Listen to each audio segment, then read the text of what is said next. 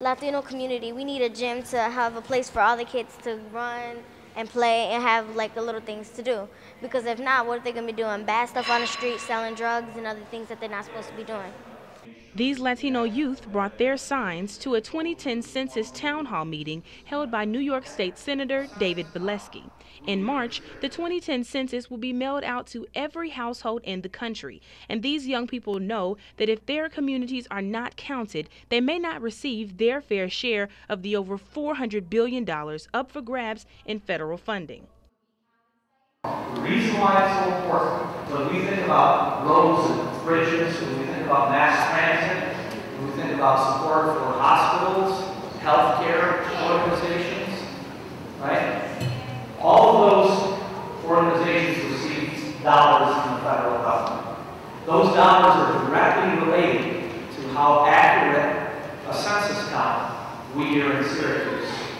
Local leaders are speaking at town hall meetings on the west and south sides of Syracuse to reach out to minority communities that have been historically undercounted by the census.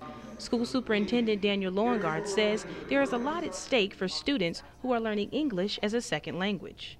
We now have 2,100 kids that are ESL kids. When I got back in town 4 years ago, that number was almost in half. So it's a growing community, but that's part of the community that has to be counted. 10 census. It's easy. It's important. It's safe. There are national and local census campaigns underway, and a major focus is making sure that African Americans and Latinos are counted accurately in 2010. In the 2000 census, 3.1 million people were counted twice, and they were mainly wealthy white Americans.